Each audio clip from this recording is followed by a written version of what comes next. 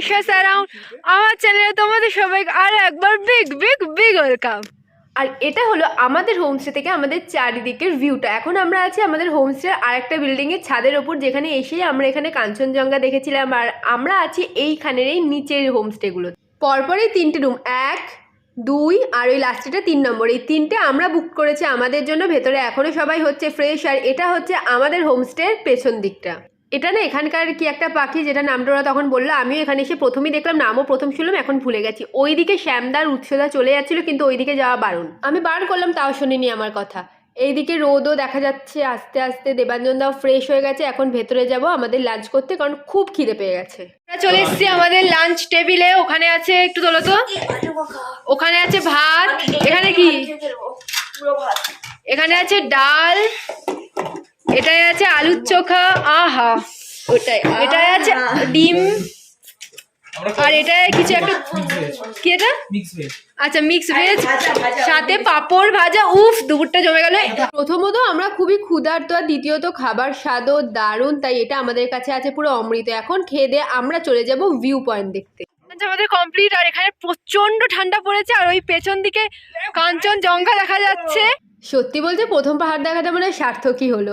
মনে হচ্ছিল গিয়ে ছুটে ওই মেঘগুলোকে ধরি। আর এইদিকে হলো আলোকদা, আর ওটা হলো সামারদা, সরি উল্টো হয়ে গেছে, এটা আলোকদা আর ওটা সামারদা। এখন চলে যাচ্ছে ভিউ পয়েন্ট দেখতে, আর তার জন্য আরও ওপরে উঠতে হতো। আর আমাদের এখানেই হালাত খারাপ হয়ে গেছে। প্রথমত ঠান্ডায় আমাদের হাত পা জমে যাচ্ছে, আর তার উপর এখন এতটা ওপরে উঠতে হবে। এখন আমরা এই ভিউ পয়েন্টের দিকে যাচ্ছি। আস্তে আস্তে প্রচন্ড আমাদের দমের কষ্ট হয়ে গেছে। প্রকৃতির এই অপরূপ দৃশ্য দিয়ে আমি দেখতে পেরেছি, তাই জন্য আমি সত্যি নিজেকে ভাগ্যবান মনে করছি। এখানে দেখে মনে হচ্ছে পুরো মেঘের মাঝে আমরা একটা ছোট্ট দ্বীপের উপর দাঁড়িয়ে আছি। ফোনে দেখতে কেমন লাগছে জানি না, কিন্তু সামনে থেকে দেখে না চোখ দুটো জুড়িয়ে গেছিল। এখন আমরা এখানে করে নিচ্ছি আমাদের কিছু ফটোশুট। না আমি লাফ মারতে যাচ্ছি না, ওখানে আমি ছবি তুলতে যাচ্ছিলাম, কিন্তু ঠান্ডার জন্য আমরা এখানে কেউ দৌড়াতে পারছিলাম না। তারপরে এখানেও করে নিচ্ছি আমরা ফটোশুট। ইভেন তোমরা দেখতে পাবে যে বেশি দূর লাফাতে পারছি না, কারণ ঠান্ডায় হাত পা পুরো জমে গেছে। হাতে গ্লাভস পরিনি, আমাদের হাতের অবস্থা দেখতেই পারছো। মানে এটা নাকি হাত, আমার হাতের অবস্থা খুবই খারাপ। মানে এখানে এতটাই ঠান্ডা বলার মতো না। আচ্ছা, ওটা হলো ছাঙ্গু নাথুলা, আর এটা তো কাঞ্চনজঙ্ঘায়। কি সুন্দর দুটো দেখা যাচ্ছে। এখানে কিন্তু আমরা এমনি এমনি হাঁটছি না, এখানে আসলে চলছিল তখন আমাদের ভিডিও সেশন। আমি আমার বাবা মাকে সত্যি বলবো থ্যাংক ইউ, যে আমাকে এত সুন্দর একটা জায়গায় আসার জন্য পারমিশন দিয়েছে তারা। উর্মিদির অবস্থা খারাপ হয়ে গেছে, সত্যি খুব ঠান্ডা।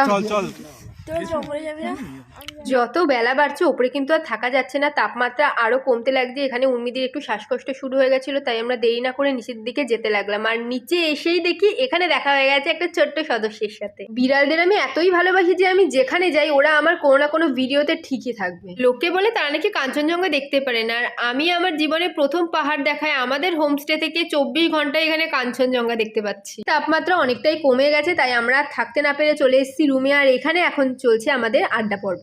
তারা এখনো বলবো যারা চটকপুকুর আসতে যাও, অবভিয়াসলি চটকপুর, আচ্ছা চটকপুরে যারা আসতে যাও তারা অবশ্যই এই রুমস্টেটা নিতে পারো। দুর্দান্ত সানরাইজ হোমস্টে চলতা হ্যায় ব্লগ মে, ভুল বলতেই পারি। খুব ঠান্ডা। সন্ধ্যাবেলা চার মোমোর সাথে আমরা বসে এখন উপভোগ করছি আমার দিদি কিভাবে উর্মিদিকে ঝাড় দিচ্ছে। ব্যাপারটা ঠিক উপভোগ না, আসলে উর্মিদি তখন শরীর খারাপ হয়ে গেছিল, কিন্তু তারপরে উর্মিদি ঘুরতে চলে গেছে। আর এখানে সন্ধ্যার পর কিন্তু ওরা বাইরে থাকা বারণ করে দিয়েছিল, কিন্তু তারপরে উর্মিদি অনেক লেট করে এসেছিল, ইভেন আমাদের ফোন ধরছিল না। তাই আমাদের সবার খুব চিন্তা হচ্ছিল, আর এই জন্য দিদি এসে উর্মিদিকে প্রচন্ড বকা দিয়েছিল। সেটা উর্মিদির জন্য আমাদের অনেক সহানুভূতি, অনেক দুঃখ আমাদের হয়েছিল।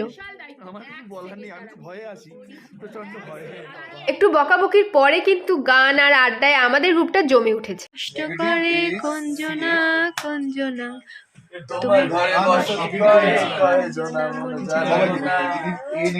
আড্ডা দেওয়ার পর আমরা চলে এসেছি আমাদের ডিনার টেবিলে। আর ডিনারে আছে আজকে চিকেন, আলু ভাজা, আর ওখানে হচ্ছে শ্যামদার খাবার, এটা যেহেতু শ্যামদা ভেজিটেবলস খায়।